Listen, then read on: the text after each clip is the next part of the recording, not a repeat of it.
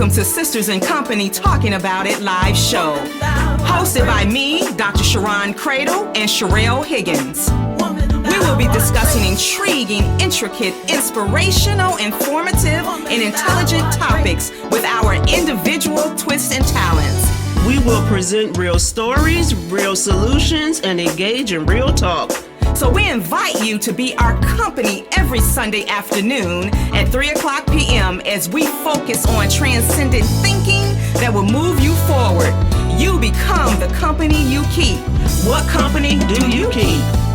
Oh yeah, we are biological sisters by way of the south side of Chicago. So get ready to keep company with us and our guests as we talk about it.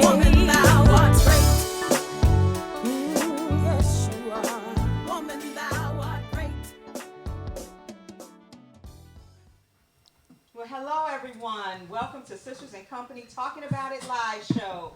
We are so excited about today's topic, and we are so glad that you have tuned in with us today. And you know, I am excited to be back. I'll tell you a little bit more about where I've been and what I'm going to be doing the next few years or so. And I'm excited about it, and it all actually ties into some of the things that we're going to talk about today. And I want you all to go to listenvisionlive.com so that you can see the show in its entirety, those of you who are on our social media feeds, listenvisionlive.com. And of course today we're asking you, as always, to call into the show and ask us any questions or give us any type of commentary that you may have regarding the topic that we're going to discuss shortly. And the number is 833-202-TALK, 833-202-TALK. So before we get started, we always start with scripture, ladies. And I asked Simone what was her favorite scripture, and this is so appropriate. I wasn't expecting you to say this one, but it's Jeremiah 29:11. Yes. And we all know, we can all repeat it together. For I know the plans I have for you, says the Lord. It is to what? Prosper you, not to harm you, to give you hope and in a good life, right? We're just paraphrasing, but to give you a good life. And so when you trust with an expected end, right? And when you trust God in terms of where He moves you, what path, what road He puts you on, then you know that it's nothing but God, right? And so I love that she started with that particular scripture because it is so true. And it's also true in my life. I'll share a little bit about what I believe about how the universe works. And sometimes, and Simone and I, well, I'm going to introduce you to Simone in a minute, but Simone and I were talking earlier about, you know, oftentimes those of us who have these big movements in life or these big shifts in life, we're like, really, God? Absolutely. You really want me to do that? I was comfortable over there. Right. I was good. Exactly. And I was telling Simone, I said, but that's who he taps into. The people that's comfortable over there, right? He taps on your shoulder and he asks you to do some things that ordinary people just would not do. So you're not ordinary, right? And so he taps on your shoulder and asks you to do certain things. And so for me, a few months ago, well, first of all, let me take you back to 2018. I took a job somewhere in 2018, and I knew that I wasn't going to be there long. I didn't know what it was or where I was going to be going or what I was going to be doing. And our co-host, Walida, can vouch to this because we talk just about every morning going to work. And I would always call it my project because I knew that I had something to do there. But it was also about me humbling myself, going to do what I was supposed to do and showing up as an expert. So fast forward a few years ago, 2 years ago, when I started, I just started seeing my life just kind of shift. A few months ago, I get a private message on LinkedIn. So if you all don't have your LinkedIn profile set up, set them up, right? Because people are always out there looking for talent, right? And the right talent. And so I got a private email message, and I said, okay, I'll talk to you about, what it is that I do for a living. I do organizational development. That's my area of expertise, and I have a passion for it. And so when I was talking to the talent hunter, the talent person, manager, she was, just kind of having a basic conversation with me, and something in my spirit was like, you really need to pay attention to what this lady is really saying, because I was just doing my thing, just talking, right? Just talking. And so at the end of the conversation, I said to her, so are you asking me to consider applying for this position? And she was like, yes. I said, well, let me think about it. And so the position is in Boston. And it's at a school, Simmons University, that I had never heard of.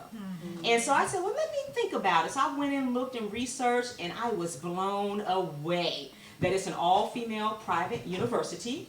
It's an all-female leadership team. And you all know, I got to go there.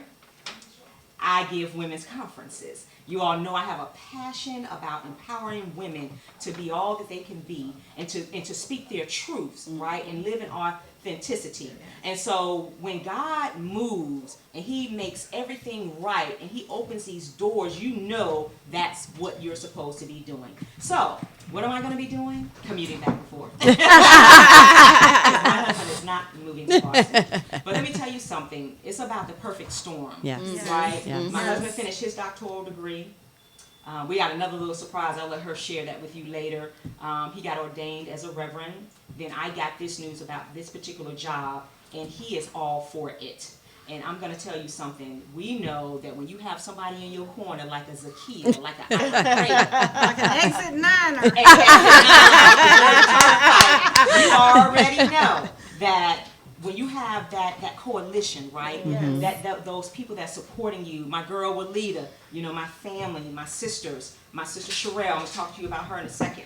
You know that it's just right, right? And it just takes courage to do some of the things that we're doing in life. And so I've always been courageous. I came to the East Coast at 17 by myself to Virginia State University. Didn't know a soul, had never been to Virginia. So it's in my blood, right? Yes. And so the theme of our conference is greatness is in your DNA, right? And so when you just got to bring it out, you got to tap into it. And so I just wanted to kind of set the stage about some of the things that we're going to talk about today, because it's not just about my girl running for school board for Arlington County Public Schools. It's about all this stuff that we talked about that's gotten her here. Absolutely. And so all of her experience, all her greatness, everything is going to be, loaded, front-loaded. It's already front-loaded into that position. And so I just wanted to share that, and that the conference is on March 28th, 2020, Women Thou Art Great, Women Sharpening Women Conference. Go on eventbrite.com to get your tickets. We are almost to our selling point, so please get your ticket. You don't want to miss it. It's our 5-year milestone, and when I tell you we have a good time, we have a good time. A great and time. So a wonderful time. So as you all noticed, Sherelle is not here today. Sherelle is sick. She texted me this morning and said she just wasn't feeling well, so we're going to pray that God heals her body, right? Give her some rest. In the name of Jesus. Exactly. Yes. Give her some rest so that she can continue to be healthy to do the things that he's called her to do. And what he's called her to do is this health journey, right? And to make sure that she's bringing some other people along. And so, sis, I haven't joined the plank challenge because I do planks at the gym. That's enough. And I haven't joined the plank challenge because I'm just not doing it. So if you all haven't followed Sherelle and her plank challenges, plank talk, which was authored by none other than Candace Camille, the wellologist, who's been on our show and who was at our conference last year. Had all of us up in there doing planks. With heels on. It was so amazing. It was just amazing. So we always want to thank Walida, who is our honorary co-host, for always being willing and available to step in. That is that friendship. That is who you need to surround yourself with, right? And so we're happy to have you here today, Walida. Thank you. I'm glad to be back. Always, it's a pleasure. Wonderful. And so let's make some introductions. So who do we have? We have the beautiful, accomplished. She is called S. Simone Walker, but her name is Sarah Lee. All of Arlington. I was about to say that was a secret. Shh, tell nobody. Because I asked her, I said, now, what does the S S for, you know. And so Sarah Lee, but S, affectionately known as S. Simone Walker, who is actually running for school board for Arlington County Public Schools. And then we have her deputy campaign manager. I love her name. It is Zakia Worthy with an IP. And she is from Exit 9 off the Jersey Turnpike. So we have just made up a name for her. Exit 9. Yes, so let's welcome them to the show. Thank you. Thank you. Please call in 833-202-TALK and go to listenvisionlive.com. So welcome to the show, ladies. Thank you for having us. We're just going to have a wonderful conversation. We have known each other probably since the early 2000s. Yes. Simone and I, and Walida, because we all attended the same church. And so introduce yourself to our audience and, tell them where you're from, and then we're going to pass it over to the deputy campaign manager and let her introduce herself. So, hi, everyone. So, I'm Simone Walker. Am I talking into the mic? Yes. Okay. Yes.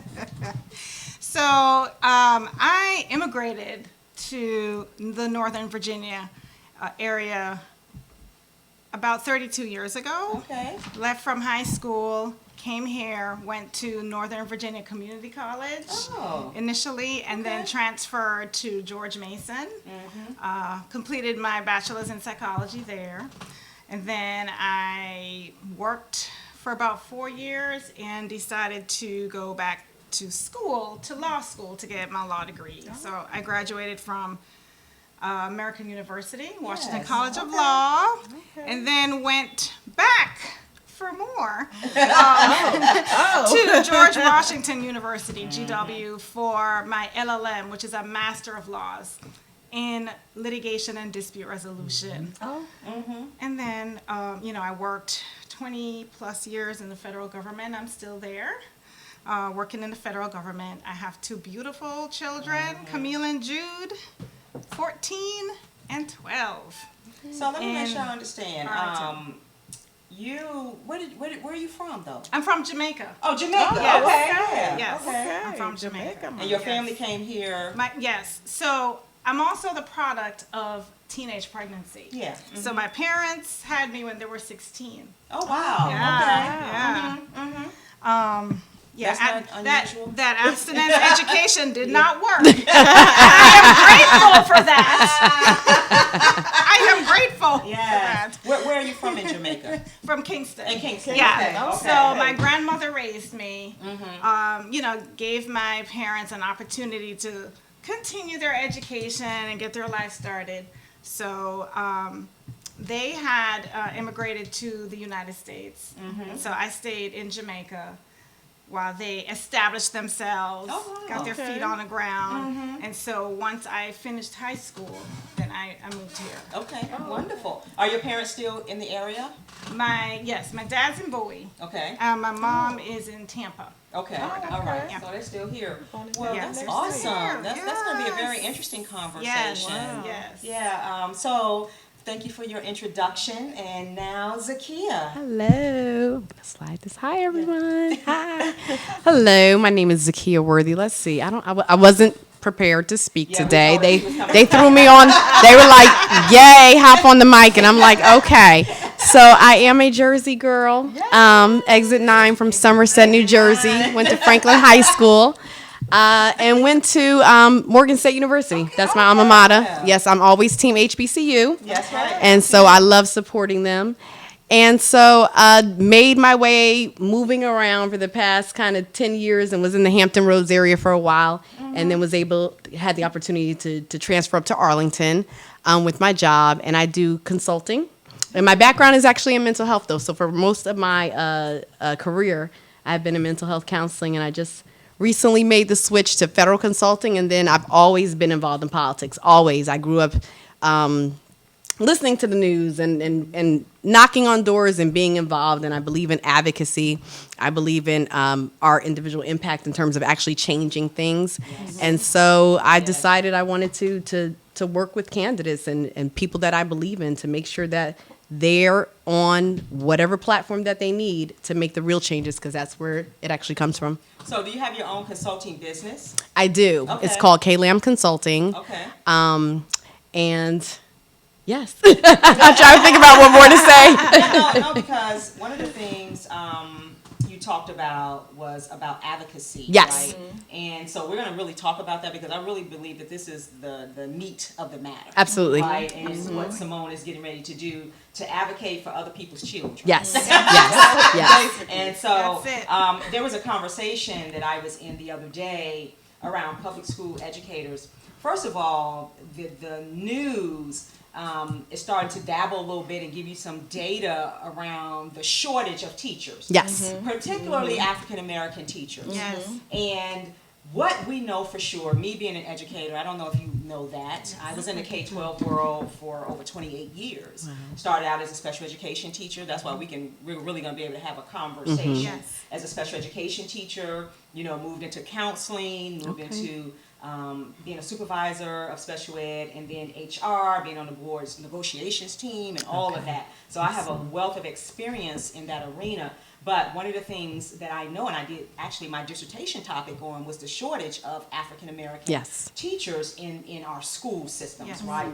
And so when I say that you're there advocating for other people's children, I really mean that, because we're not there. Absolutely. Right? And so those who are there have this strong sense of responsibility, right? Yes. And this obligation to make sure that they are working on behalf of our students, because they don't always get to see teachers that look like Absolutely. them, or leaders that Absolutely. look like them. And That's so right. this is just a very important conversation. Yes. Okay. So, Simone, you Yes. are running. What district are you running for school board? I know. Is it a district or It's Arlington? just Arlington County. Okay. Arlington County is a very small county. Right. How many probably, well, we have 4 high schools. I'm not quite sure how many elementary schools, maybe Probably have more about elements. 5 Yeah, or about 8. about 10, I mean, middle school. We have 15, about 8 yeah, middle schools. Okay. about 5 And about middle. yeah. Okay. Yes. All right. So it's a very small, and I It's needed 26 square miles. Yeah. And we Right needed to about, say that yeah. so that people can have some understanding. And those of you who are on our social media feeds, and if you're not familiar with Arlington, let's talk a little bit about where it's located, so that people can kind of understand, where we're talking about and what the demographics are. Right. So Arlington is somewhere between 3 to 5 miles from DC. Yeah. And it actually is adjacent to Alexandria, city of Alexandria, and it's adjacent to Fairfax County Right. as well. And then a part of it is adjacent to DC. So it's suburban-like, but it really is in the heart of an urban area. Correct. Yes. But it's not urban. Well, right, but it's They mix it up. They mix it up. They mix it up. Yeah. Yeah. They call You it know urban, where- urban suburban. Urban, Yes. suburban. Yes. Yeah. Yes. So let's make sure we understand. So urban suburban could mean that geographically the land where it is nestled urbanly, Absolutely. but demographically it's suburban in terms of majority white. Is that true, or is there a mixture? Help us out. So people can There's have a some mixture. It is with our schools now. We have more non-white. Actually, Okay, we've right. we've crossed that threshold. we're a majority minority school district now. Yes, Oh, we are wow. majority minority. However, we are seeing, and just for awareness sake as well, another factor, Amazon is now That's is right, headquarters. Right, So that is changing some of the play in terms of our historically black areas and being concerned about the displacement and the gentrification that has been going on, that being exasperated as well. Correct. Yes, absolutely. So why run for school board? Remember, That's a why? question that I have wrestled with myself. I never had any intentions Right. of running for school board, right? Yes. As a matter of fact, people have asked me several times, why don't you run for school board? I said, nope, not a politician. I'm an activist. Right. So, I've been in my little happy activist world. I started the education committee of the Arlington NAACP this summer with a co-chair of mine. And we really wanted to dig deep into the equity issues, the inequality issues, the systemic racism, the disparities in academic performance, discipline, all of that. And so we felt that we could be more effective doing it from an organizational standpoint of the oldest and baddest civil rights organization in the country, the NAACP. That's right. And so we felt that it would be easier to get accountability doing it through the NAACP, because that's what the NAACP does, rather than just me, Judith Camille's mom, all the time. So, we've been doing that deep work through the NAACP, advocating to the school board on various issues, either in writing or speaking at school board meetings. And I was very content doing that work. I love that work. It gives me a lot of gratification, because I feel like I am making a difference. Right. And so I was quite content. And then the opportunity presented itself, where we had our chairperson of our school board decided she was not going to run for reelection. Okay, I was going to ask you about that. Yeah. Right. And I was perfectly happy figuring out which candidate I was going to support for that race.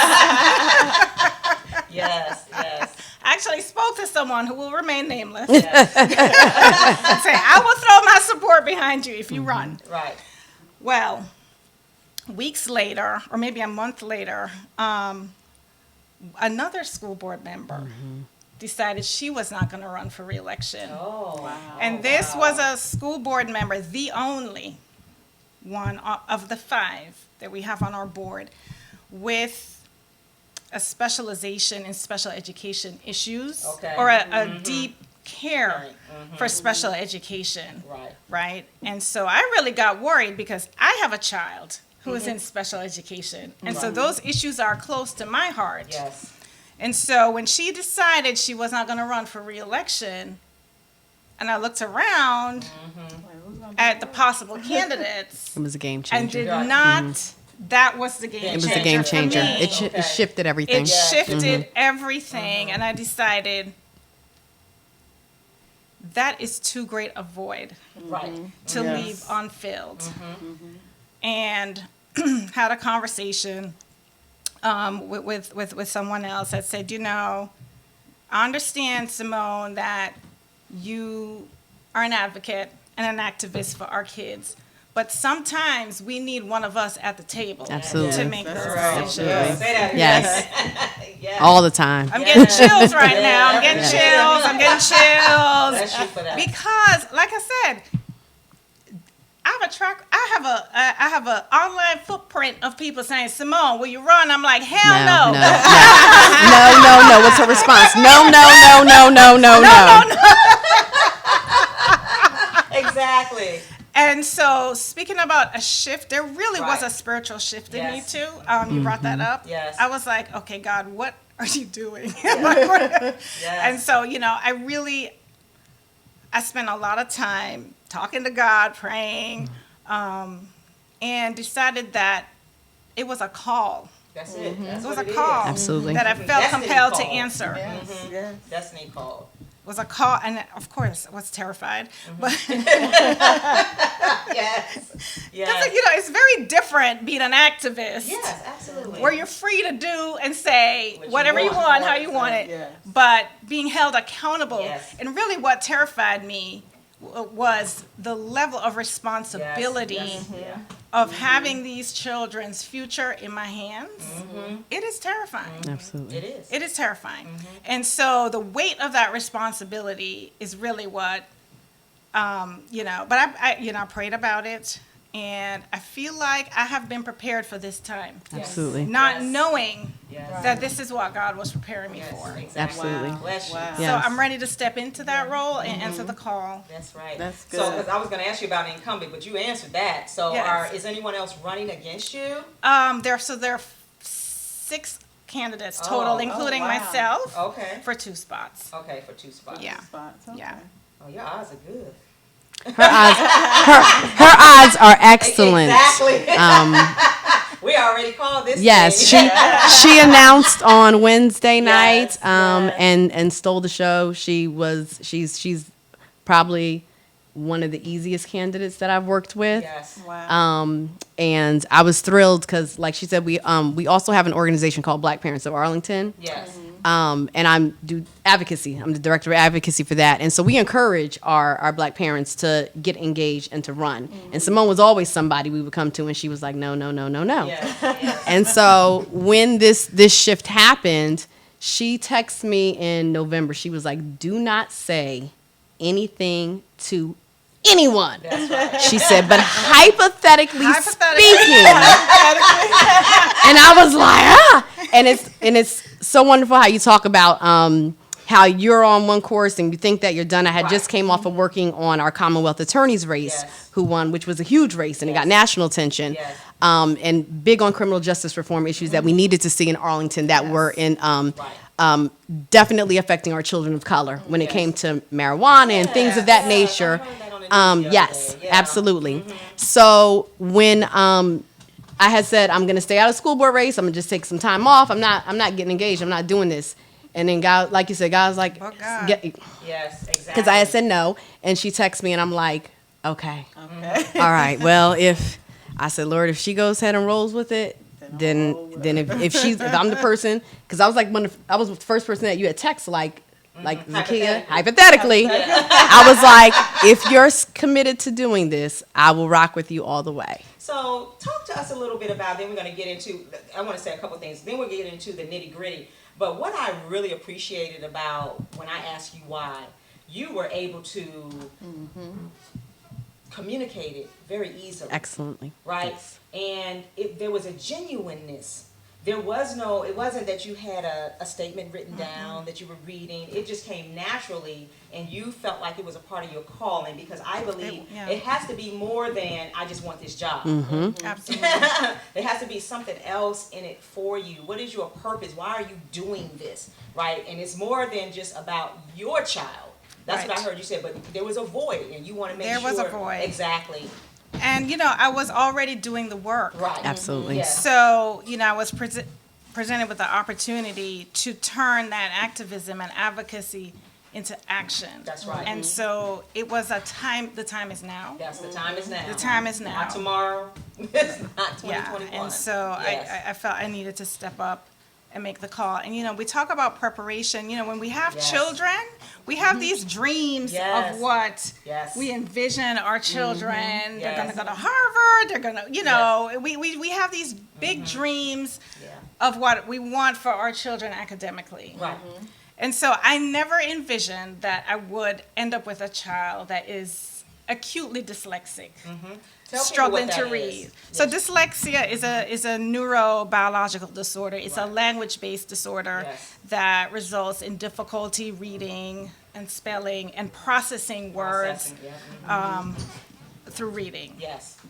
And so, I've been struggling with the system through special ed, dealing with that for so many years, and it's one of those difficult things because you can't just have accommodations for dyslexia, right? No. You need Specialized. specialized instruction. Exactly.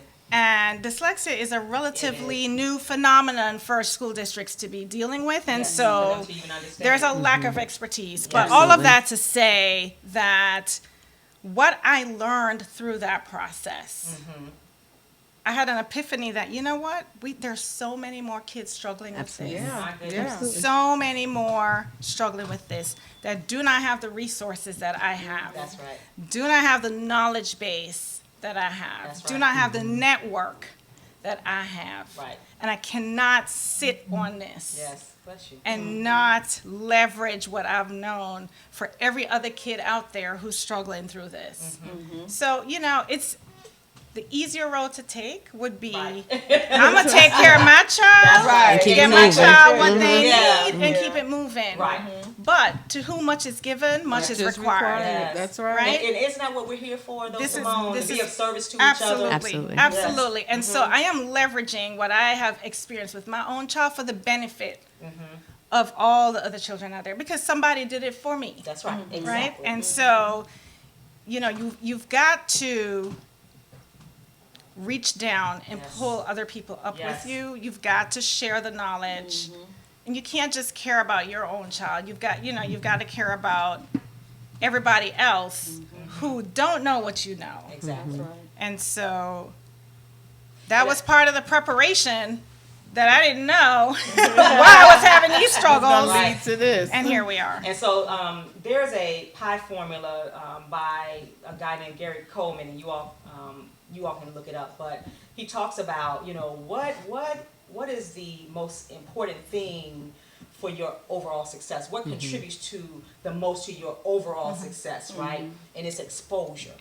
Right? Because what you're talking about is this whole exposure piece. And so because you're being exposed to that world and you're gaining this knowledge, now when the opportunity presents itself, you are now ready to walk into that door with confidence, right? Assurance that you know that you are there and you're the right person to do the job.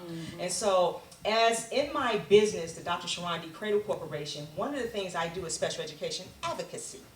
Right? And I talk, and I'm going to let Walida talk about that, but that's one of the things that I do. And what I know is that in being on the other side of it, being a supervisor of special ed and a teacher, former special education teacher, is that world is just, it'll just suck you in. Yes, as a parent. If you don't have someone who understands what's being said, what's being done. And Walida, I don't know if you want to add to that. You're absolutely right. When I met Sharon, when I met Sharon, I was going through the Prince George's County public school system with my son, my oldest son, Byron, who was in special ed. And I, as a young parent, I didn't know what an IEP was. I didn't know what they were saying, and I just didn't know, and I didn't know how to help him. Right. And I needed some help, and I that's how I met Sharon. She was a lifesaver, but you're right, it's so much, and people get sucked in and have no absolute knowledge and understanding of how the public school system is supposed to provide resources and things for your children. And if you don't know, and if you don't have someone working on your behalf, you're just out there. You're just stuck out there fighting almost like a losing battle because they know that you don't know. Exactly. I was forced with prior to meeting Sharon, I went to an IEP meeting, and my son was in elementary school. So when I got to the IEP meeting, it was a Prince George's County sheriff, it was the school psychologist, it was his teacher, and I was kind of close to his teacher, and she just kept looking at me saying, whatever they ask you, say yes.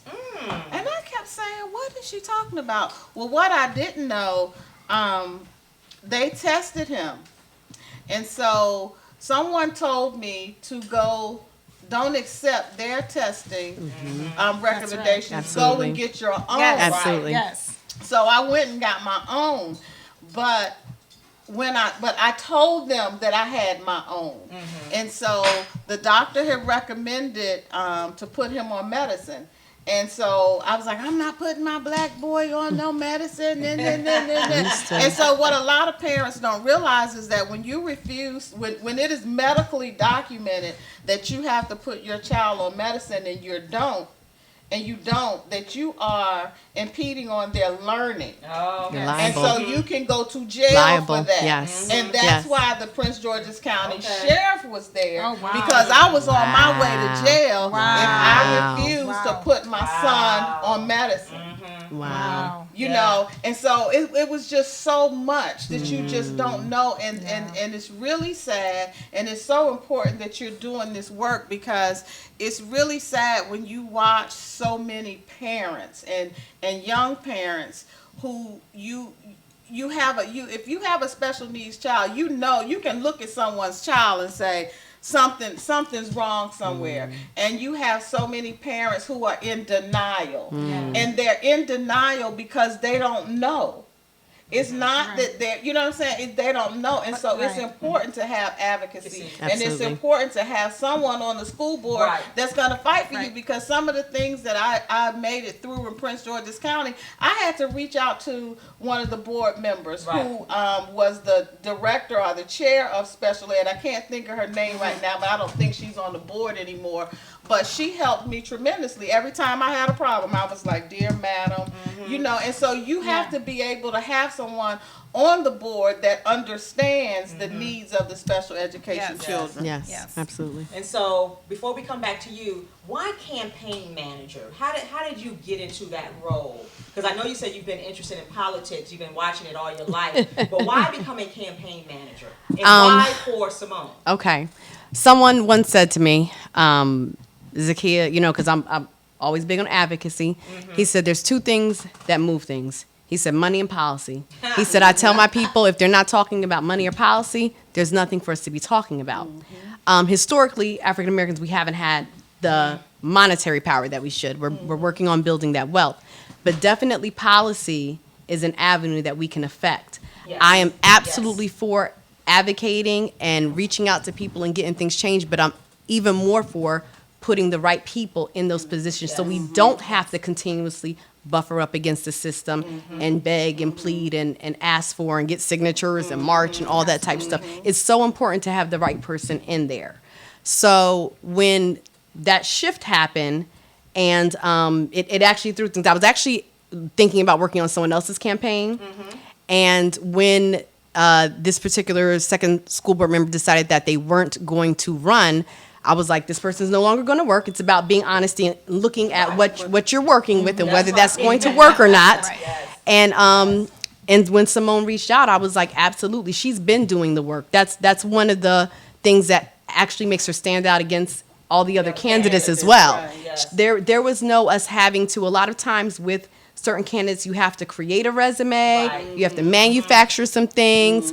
She's like the best, because it was already like she sent us a list of every board and everything that she's done, and it was like 3 pages long, and I'm like, great, throw it out there. She has been in the field doing the work and fighting for these kids and fighting for our kids and fighting along with the organizations that are trying to change the system. Arlington is a great school system, but we do talk about though that it's a great school system for able-bodied white people or white children. Exactly. You have a school system where 40% of white kids are diagnosed or classified as gifted, and that's just not true. And meanwhile, we have situations going on where we hear about the biases that occur for our children in the schools. We hear about from the other communities, our Latino communities. We work closely with them, our Ethiopian communities, our Asian communities, about things that are going on, and people don't know necessarily how to advocate for themselves. It comes naturally for me because that's who I am, but I have to realize that not everyone knows how to do that. And so that's one of the things that we talked about and discussed, was that when we're saying, okay, we have to take it step by step and tell people this is what you need to do, this is what you need to do next, what the implications are if you don't do that. They need to have the knowledge base to know that, hey, if you don't like the results that came back from the school about your child's IEP, you can request someone else, and the school has to pay for that. People don't know that. They don't tell that. So, and especially with our communities, we don't know. And so what better way to have that information get out, and what better person to have on the school board than someone who is knowledgeable about that, who is not trying to hoard that information, but wants to share it. So why campaign management? Because I feel it's so, and people have asked me to run, I'm like, absolutely not. I'd rather get the right people in there. Exactly. I am not that. I'm not the PR person. Anyone who knows me knows the kid can't run. This is it. Walida and I had this conversation earlier about some things. And I'm just of the mindset that sometimes we get promoted to levels of incompetence, right? We're competent where we are, right? And then people try to take you off track to somewhere because they like you or whatever it is, and that is not your destiny. Absolutely. That's right. Absolutely. It is not your passion, but you'll go because of the money. I've had that experience, right? And so I know what I'm talking about. So thank you for saying that. Yes. And I think all of our listeners really need to understand that you have to, we as African Americans, we have something that's a gift. Absolutely. Intuition. Absolutely. Absolutely. Those voices, right? Yeah. That feeling on the inside when you know it's right and when you know it's wrong. Yes. That's it. Yeah. And so thank you for that, because I think that's so very important. And to be a campaign manager, you know, when you started talking about her being the right person, because I asked you why, talk to us, because I talk to people who I believe could run for office for some things. Right. And they will say, my background. These days, though. Exactly. And so when you start vetting, what is that process like, so our listening audience can kind of understand? And I don't know if it's going to be the same everywhere. Okay. But in terms of what you go through, the process you go through. First of all, for me personally, I don't just work on any campaign. I have to absolutely believe in the person and their policies and their platform. So that's what's most important for me. What are your values? What is your system of belief? What is it that you want to do? I've sat down with people and walked away and said, I have absolutely no clue what they stand for. That means that I don't know what you're going to do if you were to get in office. Right. And that's dangerous. It is. Some people get into it because, you know, it can be good money, or I just want to work for one. For me personally, I start with, do I believe in what this person stands for and represents? So that's number one. Next, number two, what I loved about Simone and working with her, she did not want to do this. Okay? It was when people are too eager to jump into it, you have to look at their motives. I sat down with someone else who stated that this was basically the launch of their political career. Wow. And so that gave me trepidation, because you're doing that on the backs of our children, on the and they backs of cannot, our kids. we're not I'm doing that. sorry. We can't afford that. And that's why I said, I don't think this person is going to be exactly. And we've seen the results of it. We see the results with the achievement gap in Arlington that we're dealing with between our black students and their white counterparts. So I absolutely love the fact that Simone was like, I don't want to do this. However, I know that I need to do this. This is my calling, because it went beyond just her personal goals and ambitions of, I just want to be a school board member. Her campaign, our campaign slogan is Simone for students. It is not about her being on the But she's board. already accomplished. Absolutely. Right. There's nothing she needs to prove to Exactly. anyone. Exactly. She is committed to the students. And that was what made me say, when she reached out, I was like, whatever you need, I will ride with you. So for me personally, those are the things that I look at. You look at whether you do look at people's background in terms of evolving and growing. We should all be growing and evolving from one place to the next. If someone's at the same position in terms of their values and where they are 10 years ago to now, and there hasn't been any growth in a direction, that gives me a red flag and pause of concern. The genuineness of the person and the individual, because it comes through. It comes through when you're talking with people, and as outreach and community engagement, my job is to be out there sitting down with people and explaining to them and talking to them about her and why. And so when they meet her, they already have a sense of who she is. Right. But people can tell if someone is not genuine with what they're doing.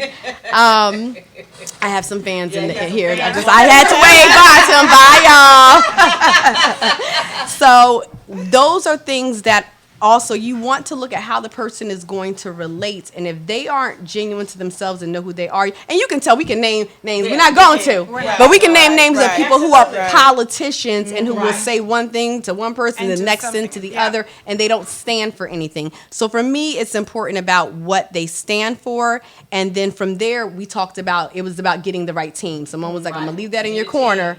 The team is so important. Yes, it is. And so I knew I have go-to people for, for outreach and comms and strategy and things that I was like, fundraising. yes, Talk about that. we are going to talk about money that. is needed to run a campaign. Yes. And that's just the truth about it. Yeah. And I talked about that on the show, and Zakia and I had a kind of spirited kind of discussion a little earlier when I was talking about Kamala. I'm just disappointed that Kamala is no longer, because I just believe that our land needs to be healed, and I think only a black woman can do that. That's just me, and everybody got a story, but I was always giving my money, not only my money, but my polling and everything to her, and why not her, right? And so that was my thing, and so we have to do the same thing Absolutely. for Simone. So let me ask you all this. Out of the 6 candidates, how many are female and other people of color? So there are 3 female candidates. Okay. I'm the only black woman. Okay. We have a Caucasian woman, and we have one from Puerto Rico who Okay. identifies as Latina. Okay. All right. And then we have, actually, it's quite a nice, diverse, Okay. Diverse group. group of Yes. people. Okay. And then on the males, we have 2 Caucasian males and 1 African American male. Okay. Yeah. All right. So how are you being received in the community as the only African American female? I don't know that people are focused on that I'm the only African American. Okay, well, The that- community knows me. Okay. So all they've right, received right, me right, as right. Simone. That's They right. already know me. Okay. Name recognition. They've worked with me Yes. through the years, various PTA committees, various advocacy groups.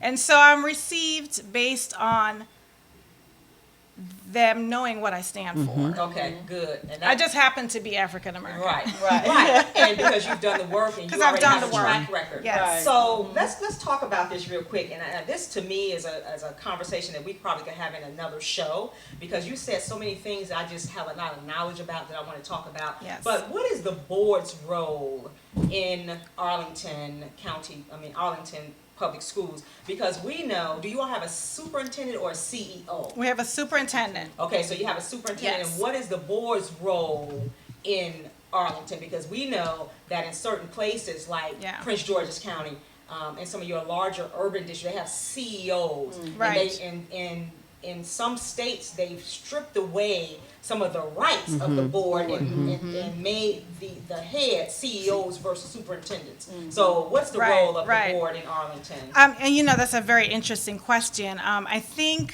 it's been unclear Okay. That is true. over the years. I think the current board sees their role as standing back as much as possible and letting the superintendent do his or her job Okay. as far as instruction. Right. The way I view it, the board really should be setting the mission Absolutely. for the school district. What do we want to accomplish? Right. Academically, what do we want to accomplish financially? Mm-hmm. And then setting those expectations for the superintendent, so then you Right. can step back. Right. So I really have not been privy to what set of expectations the board has traditionally given to our Okay. former superintendent. We have an interim right Yes, now. you do. You do. And so I really look forward to when I'm elected to the board. Yes, Yes. when she's elected. Absolutely. Arlington. So let me say this to you.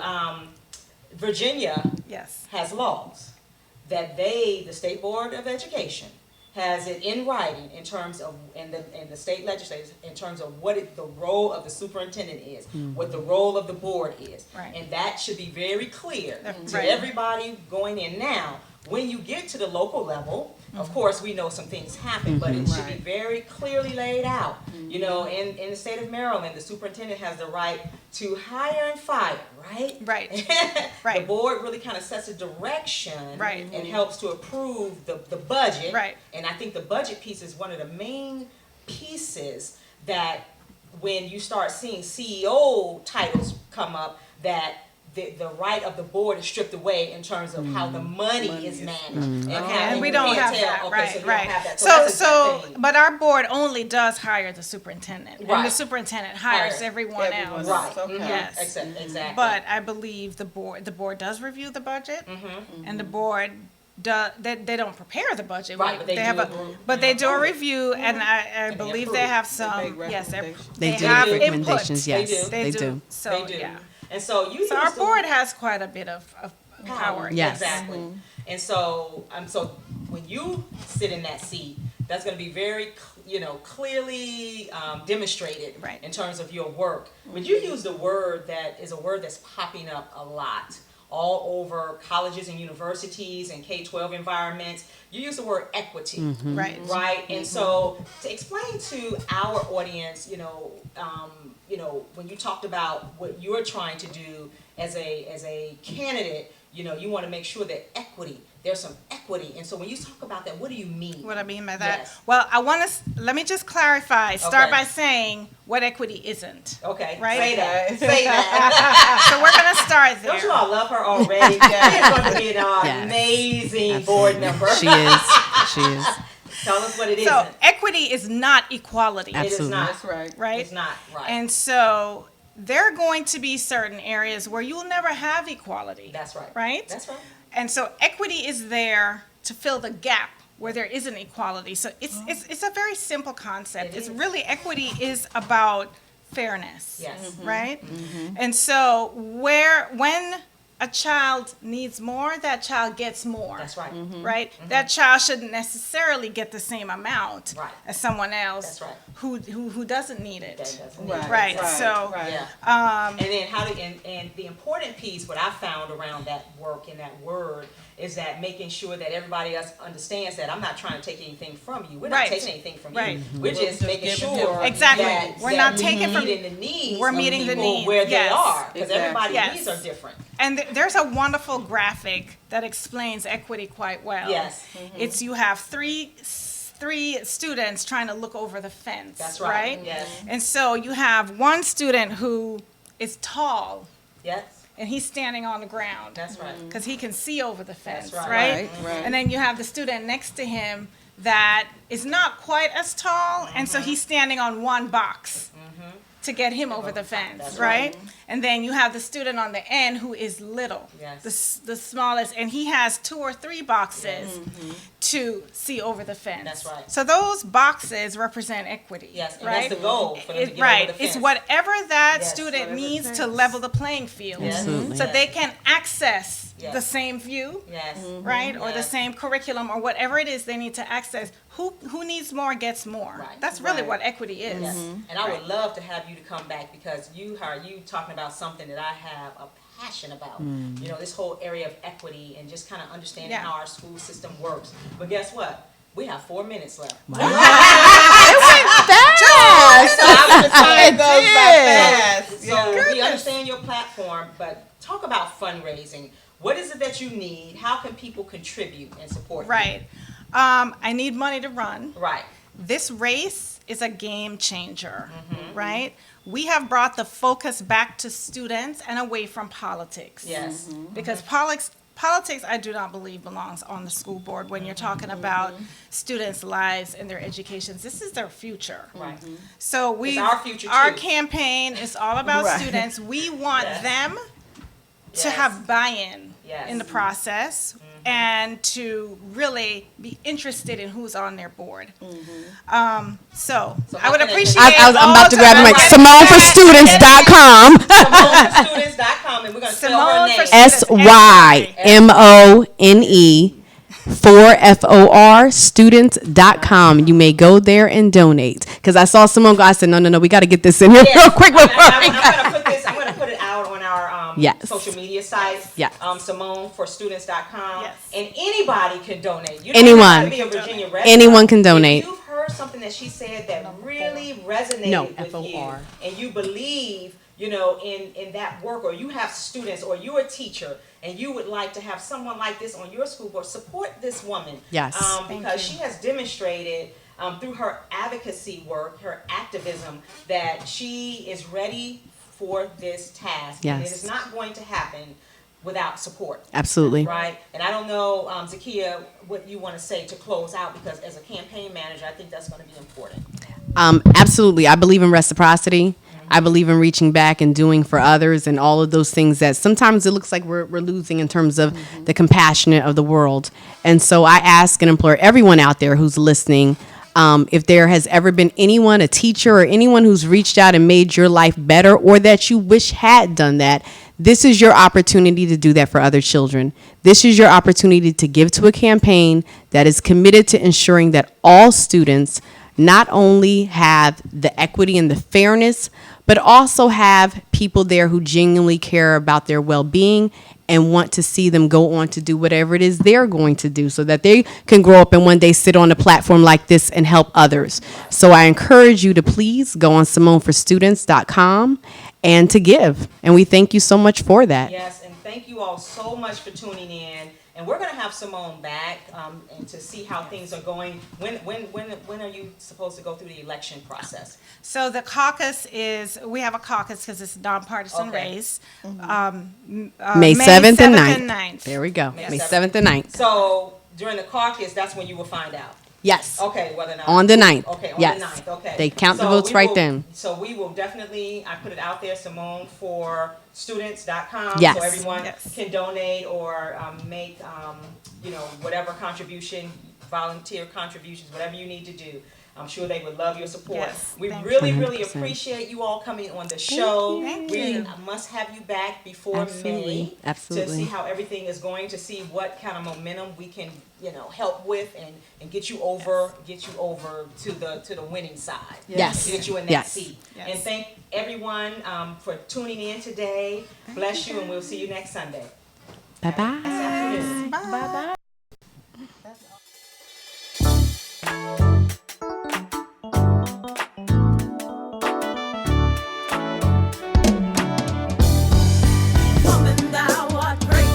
Welcome to Sisters in Company Talking About It live show.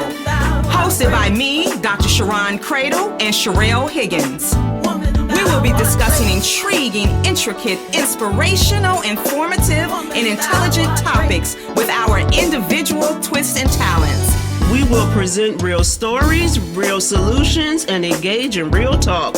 So we invite you to be our company every Sunday afternoon at 3:00 p.m. as we focus on transcendent thinking that will move you forward.